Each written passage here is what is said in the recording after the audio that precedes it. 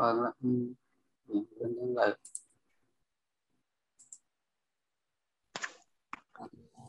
có anh nó sang nó muốn ăn mà nó ร่างกายต้องสะอาด một cây ăn sáng còn muốn này tôi này tôi lọ còn ăn tôi lọ ăn hình sáng khám ăn nữa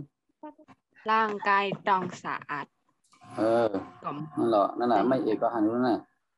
รอเรือก็เรือซับยังกับคำซื่นกันอย่างคำว่าคำซื่น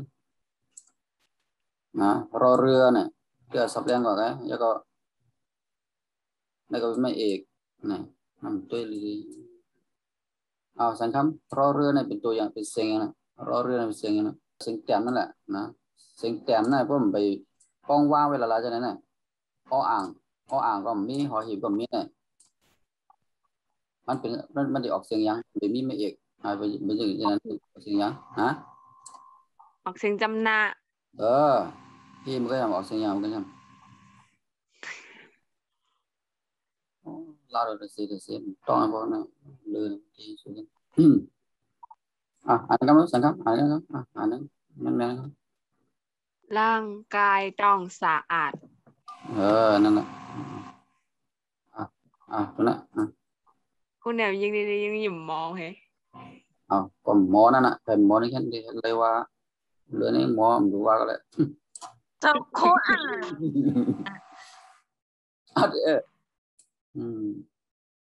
อ่ะเรื่องนี้มาเปิดตัวกันเจ้าคนไหนขำตาป่ะนะกุสันมีมือลาเรียนเนี่ยคิดจะเล่นกันเนาะคนนั้นเนี่ยว่าก็ฉันมีมือสองข้างอันนั้นก็รู้อันแม่เนาะถ้าแม่เนี่ยครูเคยทำครูเคยได้ยินว่าเสียงในมืออันนั้นก็ว่าฉันมีมือสองข้างต่อกันได้รู้อันนี้เป็นเสียงจำหน้าสมออกเสียงเป่าอันนี้เป็นเสียงเป่าสมออกเสียงจำหน้านี่ออกเสียงฉันนะฉันออกเสียงนั้นมันหลุดเห็นไหนนะ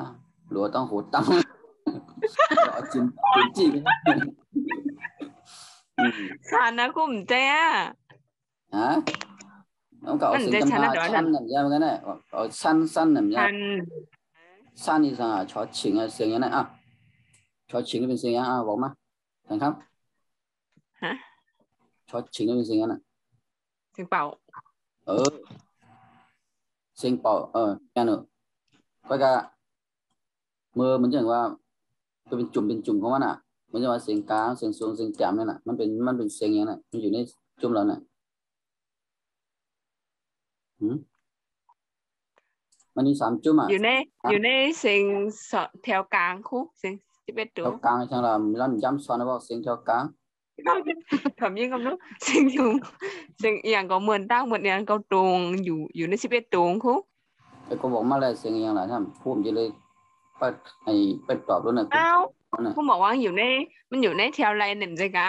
ที่ผมตอบพวกนั้นจุ่มเลยวันนี้แถวเลยจุ่มเลยวันนี้อยู่ในจุ่มเลยจุ่มจังเหรอ干嘛เอาเหลือนชอชิงนี่อยู่ในจุ่มเลยน่ะค่ะชอชิงนี่อยู่ในจุ่มเลยชิงกังยากจริงเลยเหรอชิงจุ่มแต่พอมันอยู่ในจุ่มเลยผมตอบถูกขึ้นได้ถูกฉันคำก็มันถูกcóผิดทางใดยากจริงเนี่ยcóชอชิงนี่อยู่ในจุ่มเลยน่ะอยู่จุ้มเสียงซุ้มนั่นหล่อเนี่ยเขียนนะcó nàyมาเลยนะเป็นหลักคือแต่เนี่ยปุ่นนะหายเสียงมาเนี่ยมันก็จุกวางอยู่ในจุ่มอยู่ในจุ่มกลางใช่ไหมก็แม่หนูด้วยนะจ้าจุ่มเลยก็พูดถามแม่หนูด้วยนะต้อง3เสียงในสุขภาพในเดือนนะเสียงกลางนี่แหละมีอย่างพอบอกมาเสียงกลางอะไรพอเสียงกลางก็ตัวมีอย่างพอก ะกะกะจ่าตาเนี่ยตาเนี่ยตา ตาครู ดอเด็กจะเนี่ย เจ้ากาจาละ แล้วก็ต่อ ตา แท แท ง ง ดอชะตาตัวประตักได้หมอก็แหละดอชะตาตัวประตักสองตัวหมอแล้วมันเสียง ปาปะ หรือต่อปาบาป่าเอาอย่างทางตรง นั่นเสียงกลางเนี่ยมันเสียงกลางเลยเสียงสูงเนี่ยนะมันมีก็กำลังสูดต้องไปเลยนะเสียงเต็มได้ก็มันก็นำอินก็ดีอยากอินก็สูดต้องเลยเสียงกลางกับเสียงสูงเนี่ยนะสองจุ่มเนี่ยนะเสียงเต็มก็มันก็ไม่อยากก็ว่าอย่างเพราะมันเหลือเสียสองจุ่มเนี่ยก็มันก็เป็นเสียงเต็มหมดยังไงวนอย่างนั้นนะมีเก้าตัวเขาเอามาหลายตัวกันนะเขาเอามา7 ตัวทำไมมาเสียง ทับแรกอันนี้ละที่เขาว่า เสียงสูงอย่างของ ค่ะ ฮะค่ะยัง ค่ะ โคยังไงที่โคยังไงทำให้เสียงสูงอย่างของโคยัง สาในคุก ขาก็เลยขอ ค่ะยกมือยกมือค่ะตอมไร ที่อย่าง สาในคนใจกัน กินกับข้าวกับผักกับมดฮะ ต่อไป เสียงสูงนั่นแค่ง่ายเล่น แต่กูตักมีเสียงเพราะ เสียงสูงนั่นแค่ง่ายกันเลยเลื่อนมันเสียงสูงนั่นง่ายเลยเสียงกลางกันทุกวันนะเลื่อนมาก็คือตักเนี่ยคือตักสูงเนี่ย ขัดตักสักกูว่ามีตัวหางพอง ย่างแบบนี้เนี่ยมาตักครัวเนี่ยดูเห็นเนี่ยจะได้รู้ครัวดูตักสูงเนี่ยครัวดูตักสูง จำขึ้นมาควรกู ให้จ้างกันมาครัวนั่นแหละสูงจังเนี่ยได้ขี่ข้ออยู่ครัวดูตักสูงย่อมเจอมาตักครัวอ๋อในก็รักซื่อแล้ว จะยิงบัวสาในมึงไง ฉะยังใจก็ยังใจ ชอบ ทา ใช่ป่ะเลยใช่ป่ะตัวที่สองเป็นฉะเบี้ยมัน มันกับกล้ามกันก่อนเป็นทางนี้หรอ มันตามกันก็แหละเบี้ยคือมันเป็นจุ่มเดียวกันนั่นนะข้อไข่ก็ไม่ยัง ถาในเฮก็บัดถาเฮ พอถุงพอถุง เอาฉะก่อนฉันเข้ามาฉะถูกก็ไม่ถอดถุงอย่างทั้ง นอนหนูเฮ เฮ้ยนอนหนู พอหีบ หอหีบใช่ป่ะหอหีบก็ก่อนหอหีบก่อนหอหีบแม่นก่อนหีบใช่ป่ะเอาไว้ก่อนแล้วจะหอหีบก็จะได้ อันนี้ก็พูดทำไมค่ะไม่กิน ก็เขาวนแทงก่อนว่าตัวอะไรมันติดมากก่อนหอหีบมีอย่างจัง พอพึ่ง พอพึ่ง พอฟ้า พึ่งละฟอฟ้านั่งขอเนี่ยแบบนี้คำว่าอย่างไรว่าอย่างไรจากผู้เจากก่อนนอนเนี่ยฟอฟ้าเนี่ยนะก็อย่างนี้จากคำว่า เด็กยักษ์ โยก่อนใจว่าแก้เหมือนนี่ นะบอกอย่างนี้ก็คู่รัดไว้ในผมแก้คู่ ที่อ่านสั่นป้อมลาไปสั่นแก้ป้อมลาไม่แก้นะต่อ ไอ้เสียงนี่ก็ยุบปกเป็นนะฮะหน่อยก็ เฮ้ยไม่ทำคือแก้ก็คือไล่เก้เนี่ยคือทำแก้มจะชน สอ ซอ เสือ สาราซอลูชีซอเชือหอหิบ สอเสือมันจะชอเชื้อนะ หอเชือ ใช่ไหมยังพอหีบเนี่ยนะเนี่ยเขาออกมากันได้นะสอสาราสอสาราก็เลยเจอต่อสอเสือสอฤาษีสอสาราสอฤาษีสอเสือสอสาราก็เลยเจอต่อตัวนั้นก็เลยเจอนะสอฤาษีได้มันพอสุดใจเขาหมอมากเลยนะเนี่ยนะเสียงสูงเนี่ยมีกันได้มันนั่นนะเสียงกลางนั่นเสียงสูงเนี่ยนะพอสุดไล่จะเนี่ยเสียงแจ่มกว่ามันยาวนะต้องรีนะ กอไก่จา จ่า ตา ตา ตา ตา บา สัน ว่านะหรอ สันลิกเทมาบ่ได้มีสีหาเหลือนั่นเทือนกันมากันสัก คือน้ำสูน่ะโลสอน ชิคำก็ลาดอกคู่อันนั้นสอนก็ไก่อย่าไปตัดลงยูทูบเป็นไงก็นึกตัดลงหูบ่เคยหอกเขี้ยวบ่เคยงอนน้ำไข่มันมองไปสอน ผู้ซ้ำขึ้นว่าผู้ซ้ำขึ้นว่า1 สุ่มเกียก1ก็จะเฮ็ด1ย่า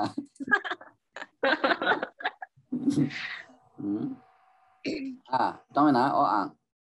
เสียงกลางมีเนี่ยนะต้องไปเลยนะเสียงกลางนะก็ไปเสียงสูงมีอย่างว่าก ลางให้มันเป็นเสียงแต้มค่ะตะคุ เสียงกลางมันจะเสียงแต้มเสียงกลางก็เสียงแต้มก็เสียงกลาง สิ่งแต้มได้ยังไงซ้ำเก้าน่ะใจเขาใครว่ามันใจว่ามันเหมือนกันทั้งสิ่งแต้มค่ะเขาใครว่าเนี่ยจดจันวางอ่ะใจว่าเสียงกลางเนี่ยนะป้อมไปมีอ้ออ่างไปมีหอหีบมันอยู่ด้านหลังมันนะเพราะมันกับป้องต่างตัวนะมันได้ออกเสียงจำหน้าเหมือนเสียงแต้มอ่ะแม่นว่านะก็การเสียงสูงเนี่ยมันก็ว่างจอกอะไรจริงเลยนะแต่มีหอหีบก็ย่อมมีหอหีบก็ย่อมมีอ้ออ่างก็ย่อมมีอ้ออ่างก็ย่อมแต่มีไม่จัตวาก็ย่อมมีก็ย่อมเป็นเสียงเป่าตาเสียนะต้องไว้นะเสียงสูงเนี่ยนะเสียงเป่าตาเสียเนี่ยนะไหนมันยังทอดทุงเนี่ยทอดฉิงเนี่ยมันจะเสียงจำหน้าก็เนี่ยนะเสียงเป่าเนี่ยนะตัวนั่นแหละก็การผู้หันสุพิษนำตัวเนี่ย2ตัวเนี่ยนะต้องไว้นะเสียงสูง11ตัวกับว่างทีละก็นะแต่มีอย่างเข้ามาก็ย่อมมีเสียงเป็นเสียงเป่าแต่เสียนะเพราะมันไปมีไม่เอกไม่โทเข้ามานะแล้วก็เสียงกลางแจ่มเนี่ยเพราะมันไปมีไม่จิตว่าไม่เอกไม่โทไม่ตรีเข้ามานะมีหอหีบอยู่ด้านหลังมีอ้ออ่างอยู่ด้านหลังเสียงจำหน้านะพูดไว้กันได้ก่อนทีเดียวมันมีไล่ย้อยนำเลยไหนว่าบอกนำกำสุริขวางนี่แหละนำเอาได้ก่อนนะได้ก่อน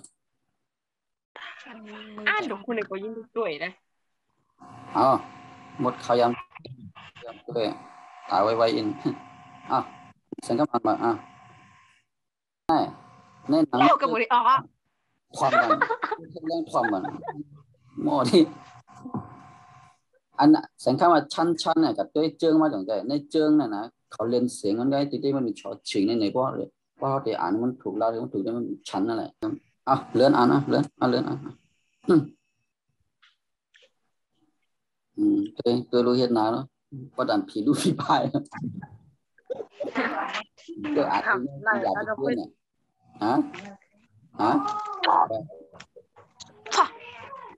มีอันต่อกับหายเอาที่เอาว่านะเดี๋ยวยิงเป่าที่กำลิ่มย่อยบอกฉันมีมือ2 ข้างนั่นแหละ2ยึดช้องช้องก็ช้องช้องก็ช้อนเสือเนี่ยปล่อยลมหมอสิอย่าไปเก็บลมไปฉันมีมือ2 ข้างนั่นเอาสังคมมือฉันมีนิ้วเบี้ยชั้นก็ชั้นให้ปาก็ปาถึงอ่านอะไรก็แล้วตัวนี้หมอ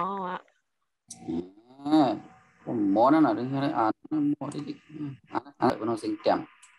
เราเล่นเป็นสิ่งแจ่มนั่นก็ถึงต้องผู้เดียวสอนกับมือซื่อเนี่ยนั่นก็เราเล่นเป็นสิ่งแจ่มนี่จ้ะต้องเสียงคำถึงต้องเราเล่นในเป็นเสียงก็สิ่งแต้มเสียงแต้มเนี่ยคู่ว่าเหรอก็เป็นเสียงแต้มเนี่ยก็มีสระเข้ามาคู่ว่าเหรอเสียงที่เป็นก็มันเจ้าเจ้าเสียงแต้มต้องเศร้า4 ตัวนั่นน่ะนะก็มีสระเข้ามาเนี่ยคู่ว่าเหรอเสียงที่เป็นเป็นอย่างนี้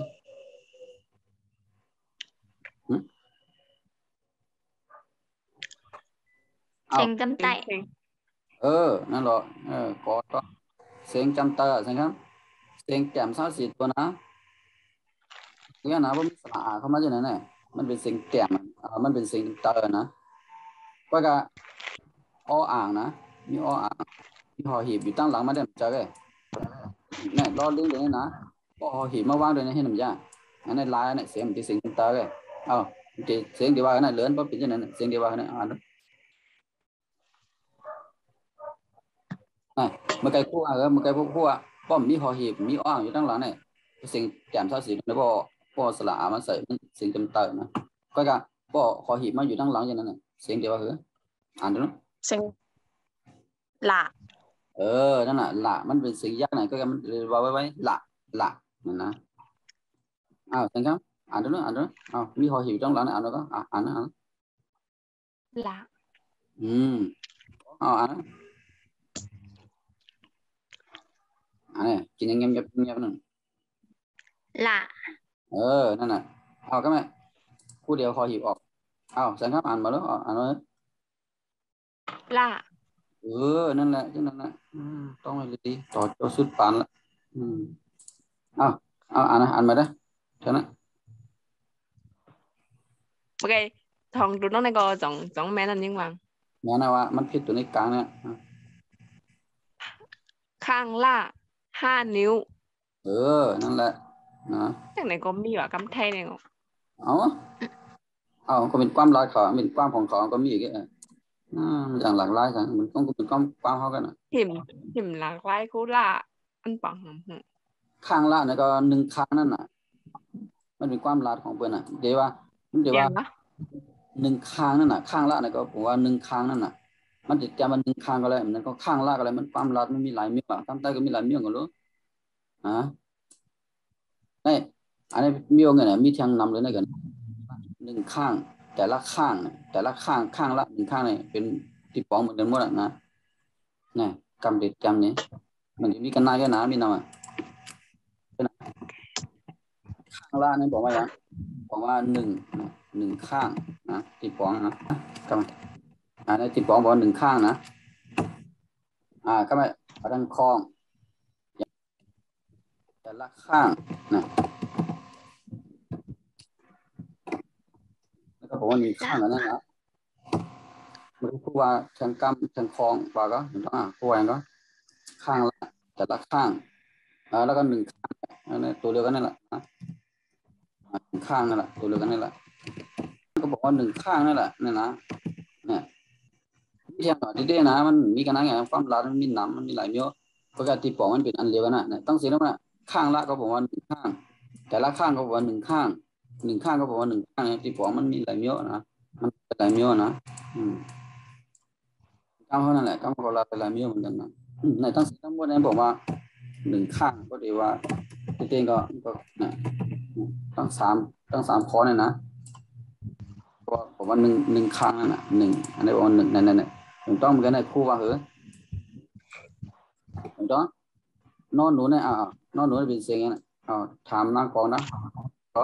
นอนหนูเป็นเสียงน่ะนะนางกองนอนหนูเป็นเสียงน่ะประมาณนั้นแต้มเสียงแต้มก็ไม่มีอ่างไม่มีหอหีบอยู่ด้านหลังเสียงเป็นเสียงไปมีไม่เอกเหมือนอย่างว่ามันไปมีไม่เอกที่มีกันได้ก่อนให้ในใกล้กันเหมือนอย่างว่ามีกันได้กันหอหีบนอนหนูสระแล้วก็งองูเป็นกันได้ก่อนก็เหมือนจะไหนก็มีหอหีบเข้ามาได้มันได้ออกเสียงอย่างเสียงเป่าเป็นเสียงจำนาคุเสียงจำนายขนาดว่าเสียงจำนาก็ที่ไหนเสียงจำนาก็มันไม่มีหอหีบที่ไหนเนี่ยผมเตี้ยบอกกันนะนั่นเสียงนอนหนูเป็นเสียงเตี่ยมเนี่ยว่าไม่มีหอหีบเนี่ยมันเป็นเสียงจำนาก็ไม่มีหอหีบเข้ามาเนี่ยเป็นเสียงยังเสียงเป่านั่นแหละถามนั่นนะทำไมว่ามีเอกเข้ามารู้อ่านเหรอนั่นแหละเอาเลยหนูจงกันละยินกันนะผู้ลาจงเดินละยินแฮมไปเดินฮะนะเอาน้องหนูในเสียงเต็มเดินจงจะเสียงเต็มนะใจเสียงเต็มเนี่ยก็ไม่มีหอยเพราะอยู่มาอยู่จอมมันตั้งหลังเนี่ยเสียงเดียวเหรอ1ได้เสียงมันจะออกเป็นเสียงจำนาเนี่ยจำเตอเนี่ยเป็นเสียงเป่าเนี่ยผู้ทำจะนั้นเสียงจำตาสังละเสียงเตี่ยมเสียงเตี่ยมก็ไม่มีหอหีบอยู่ด้านหลังจะนั้นเนี่ยมันจะเป็นออกเสียงยัง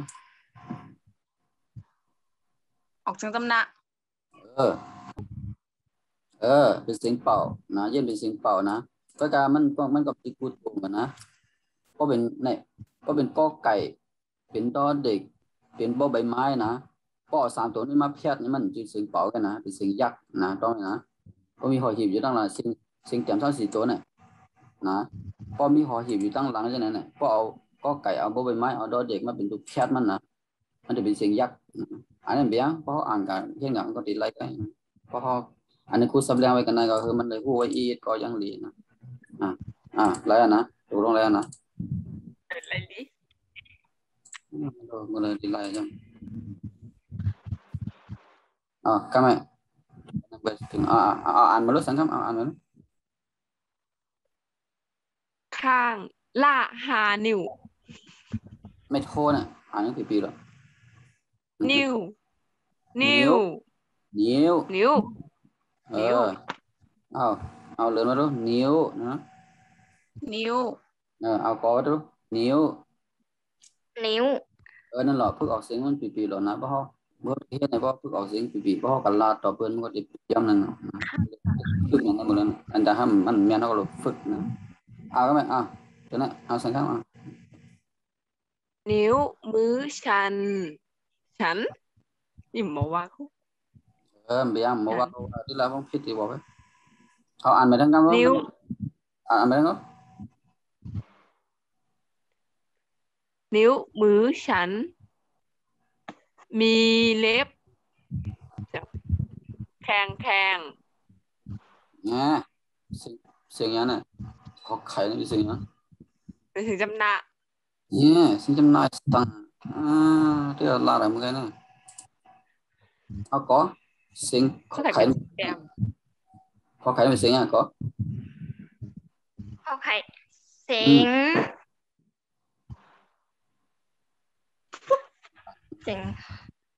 ถุง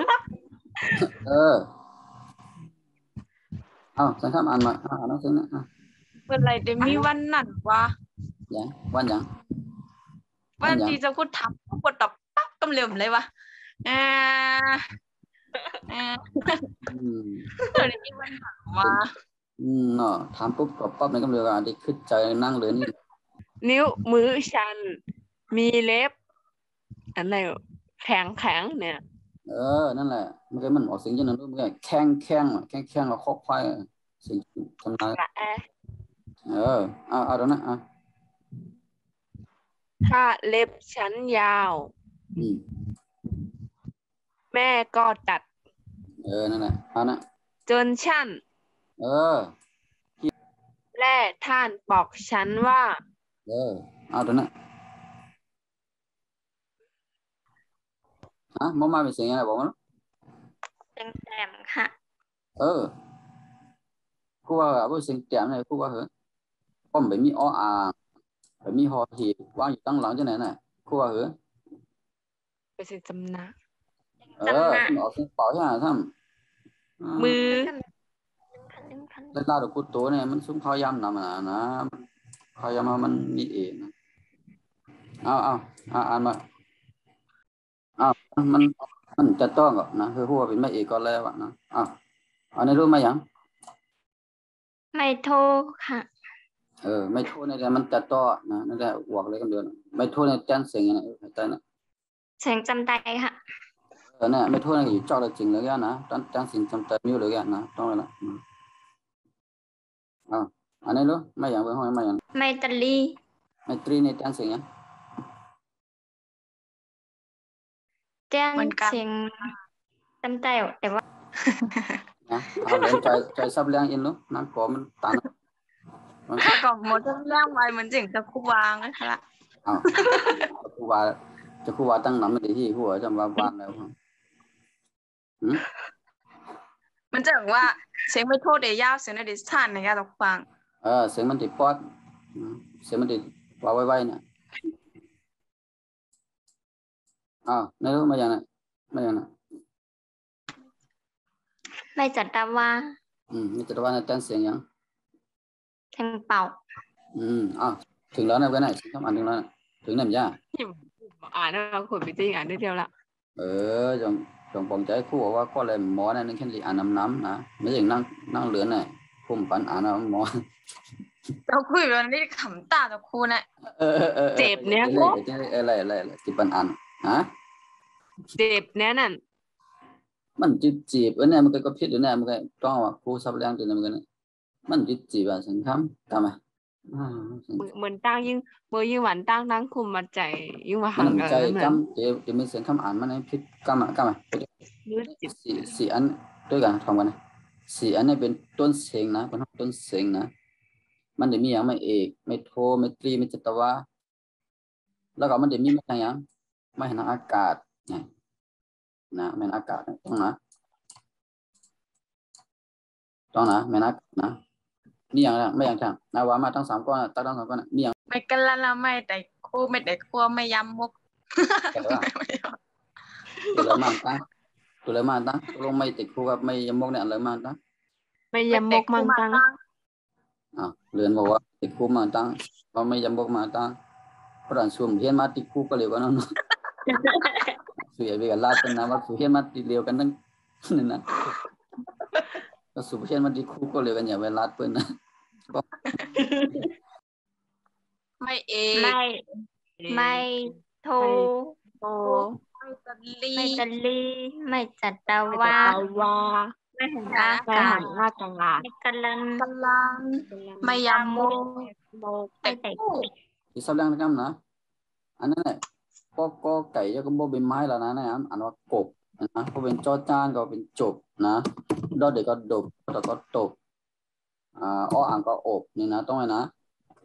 ก็ไม่ก็ไก่แม่นอากาศเพราะแม่นอากาศเข้ามาในเสียงมันลายไปแล้วเนี่ยนะมันก็นี่เป็นกบเพราะมีแม่นอากาศเข้ามานั้นมันกลับอะไรเนี่ยอันว่ากลับเนี่ยตัวนะถูกต้องว่าก็มันก็ตัวนี้อ่านว่าก็ กบ เนี่ยกบก็ต้องเนื้อในในกลับนะ จับ กับ ทีนี้ครูสอนอันนั้นครูสอนยามาน่ะต้องกันนะก็ไก่ก็เป็นกลับเนี่ยเอาเป็นเจ้าจ้านเอากำทำสังฆก่อนเคยที่ตอบเอาสังฆก่อนนะ จับ เนี่ยตัวเรียวกันต้องเล่นนั่นตัวนั้นน่ะมือจับนี่จับนะอย่างนี้เนี่ยจะเนี่ยอ่านว่าจบนี่นะก็มีอันนี้มาอ่านว่าจับก็ไม่ตัวนั้นอ่านว่าจบเนี่ยจ้าก็ยังไม่โทษเขามาเนี่ยอ่านว่าตั้งเนื้อนั่นตัวนั้นไม่โทษเขามาอ่านว่า จบ ก็ไม่จอจันเป็นอากาศบ่ใบไม้อ่านว่าก็ตัวนั้นอ่านว่าก็ จับ ก็ไม่เอาผู้ใดเสียไม่โทษก็มันนะอ่านก็ไม่อ่านว่า จับ นั่นแหละต้องไม่หันอากาศทั้งไม่โทษนี่มันเหมือนกันนะไม่โทษนี่มันจังสิ่งจำเตอก็การไม่อากาศนี่มันให้ได้สิ่งมันลายกว่านะเหมือนว่าจบมาเย็นเป็นจับเนี่ยสิ่งที่เป็นอย่างนี้นะเนี่ยนะต้องนั่งกอนั่งเลินพูดอะไรอย่างนี้ โอเคปฐมอินได้อินได้ มีเทียงดอเด็กก็ไม่ทำสังกัดก่อนนะดอเด็กอ่านอะไรก็ไม่สังกัด จับ นั่นแหละต่อนะ จับ อ่าง อับ นั่นแหละนะต้องไปนะบ่มไม่ทำอากาศเข้ามาอ่านว่าเฮ้ยจบก็มีมันอากาศเข้ามาอ่านว่าจับก็ใส่ไม่ถูกเข้ามาอ่านว่าจบอันไหนบ่มอะไรใส่ไม่ถูกเข้ามาอ่านว่าจับนะต้องดีๆนะ จับ อ่านใหม่ก็ไม่เดี๋ยวนะมา มือจับ จับเนี่ยก็วายับวายับมือจับสิ่งก็ยินนะยิ่งปองอินไงก็มือจับสิ่งของข้างมันหันเป็นคอไข่แล้วจริงนะนี่นั่งเรือนหันเป็นตัวนั้นน่ะ คอควายตัวเต่า อันดูคอควายสังเนี่ยโค้งไว้ จะทำอะไรคุก อะไรว่าพวกเข้าจ้าแม่ ดาเตก สิงพาเหมือนกันเนี่ย แจ้ง สิง เขา พา ว่าเขาใช่เขากันว่าโดนติกดีงามมา สิงพาเหมือนเนี่ยสิงข้ามมา เป็นข้ามนั่นแหละ สิงสูงขึ้นเหมือนกันไว้มั้ง ตั้งเนี่ยเหมือนนั้น ตัวยังตอบก่อนเป็นตัวยังไหนนะครับตัวยังไหน ดาเตก ตอนตึกอีสานนั่นไหนมันมียักษ์อยู่ในกลางไหนมันจะไหนไหนยักษ์ไหนมันมียักษ์ตั้งเหนืออินไหนนะมันมีห้องตั้งเหนืออินไหนตัวยังไหน เจ๊ปลาตัวเต่า อ่านนะ ตั้ง อ่านนะเสีย มือจับสิ่งของตั้งก็คุกตั้ง ก็เลยมีอย่างนี้กับพิษมีเนาะสุดอันนั้น ทันทำนี่กันต้องใช้ตั้ง ก็มันจะมันจะก็ปลดตอบของคนอะไรก็อย่างนั้นที่คุ้มไปตอบไปร้านนี่แค่อ่านเอาไปแค่วนเอาไปอ่านนั้นก็ มือจับสิ่งของต่างมาวันในแก้วแบบว่า คนนั่นแหละโต๊ะเต่าเนี่ยเป็นสิ่ง กลางนั่นแหละว่าไม่เอกเข้ามาก็เย็นเป็นเสียงยักษ์นะ ต่างแล้วรู้ไป ก็สมมติว่าสังเกตว่าอันนี้เป็นเสียงแจ่มเพราะไม่เอกเข้ามานี่มันจะเป็นเสียงยัง ถึงจำได้ นั่นเนาะทั้งไรของ ยาวกว่านั้นก็แล้วไอ้พวก เลื่อนเลื่อนก็จำเลื่อนเด็กจำเลื่อนจำเรียบแผ่นข้อตายไปได้ก็เอาเพียงก็ตายด้วยจนมาเคยฮะจำมาเรียบแผ่นข้อตายที่ใต้ส่วนมาเคยไปแล้วก็แต่เล็กที่เล็กอ่านว่าแม่ตกคนนี้ก็เอาไว้ก่อนตั้งจอนดีใจเฮ้ยสันเลื่อนจอนดีใจเฮ้ยเลยอ่านนะจอนดีใจลีใจขึ้นก็จะคุยเป็นคำไรปองไว้อย่างดีใจขึ้นเลยสิ่งของพังจังนี่อ่านตัวไหนอย่างไหน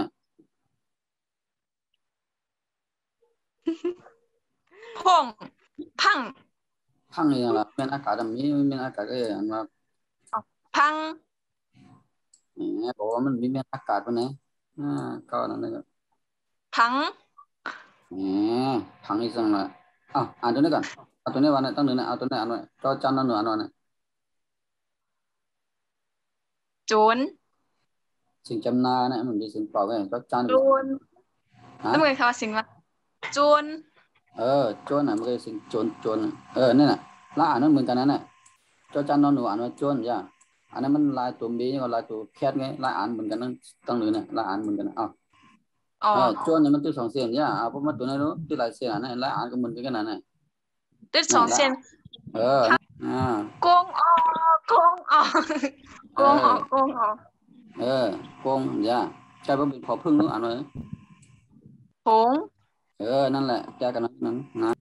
พงจากสิ่งของนั้นพงจากสิ่งของนั้นนั่นแหละหลักนี้ยังป้องยังป้องอันนี้เบียงเขาว่าช่วยในลองเลยค่ะผมจะเอาออกให้ลองก็ว่าผมเลยลองกับปาดไปเลยยาวก็ตัวนั้นก็มอมาเลยเนาะมอมาน่ะเป็นนอนดูมันเคยเป็นนอนดูอาหารเป็นมอมามันตามชอกเล็บบ้างนั่นแหละนะมันติดตามซอกเล็บบ้างเขายังเป็นมดเขายังเป็นมดเธอเคยอ่านไว้เขายังเป็นมดที่นิ้วนั่นตัวนั้นและที่ง่ามมือบ้างที่พูดกันว่ามันเป็นสิ่งที่มิสะอาดนั่นแหละอันนั้นต้องเช็ดล้างมือจนสะอาดจึงจะดีนั่นแหละต้องเช็ดล้างมือจนสะอาดกว่าฉันก็ได้ดีกว่านั่นแหละเอาคิวออกเป็นเสียงๆไม่หวานอ่ะชีเด็ดชิ้นไปหวานนั่งวันนี่แหละนี่ไงที่เก่งว่ะว่าทั้งวันนี่แหละนี่ไงมันจะว่าเช็ดมือเนี่ยเดี๋ยวจะคุ้มสมมติฟังคำสมมติอะไรนะกันเนาะนั่นแหละเช็ดอันนี้เป็นน้องเช็ดนะเช็ดจนชัดก็ไม่นั่งนั่งก่ออ่านสองแถวทั้งหลังอ่านไว้เหลือ7 มินินั่งก่ออ่านไว้และท่านห้ามฉันอีกว่าอมนิ้วมือเล่นกัดเล็บเล่นนั่นนั่นแหละนี่ก็มิลีดี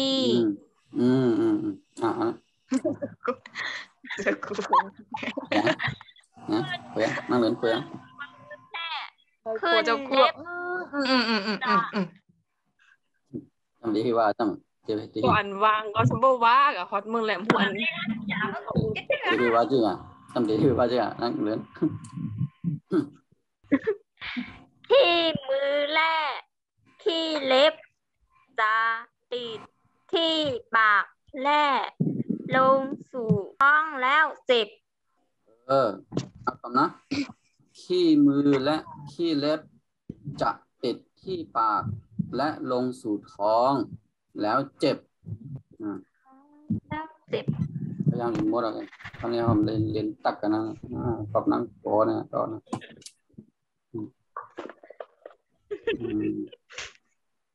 คุยเดี๋ยวในกาเขาซ้ำก่อนแล้วหนูไม่เจอว่ะจะไล่ เกี่ยววนอะไรเนี่ยหลาบุคำเนี่ยเกี่ยววนอะไรคำนี้ก็อย่าก็ล้วงไผ่มันลิกมันไล่ติ๊กเนี่ยก็ไก่ก็ไข่นั่นน่ะล้วนก็เจอว่าเด่นเมฆก็น่ะนี่ว่าสูมีลูกมานะคือเขาขึ้นมาแต่เห็นอย่างนั้นน่ะในลูกๆเนี่ยเหมือนตั้งเมเห็นลิกเนี่ยลูกมัดอ่านมัดตัวรุ่นคือลูกสูมาตัวขึ้นนะมันอยู่ใน YouTube เนี่ยมันกว้างแล้วนะพอคุมบวชแบบไหนมันจะอยู่ที่ไหนแก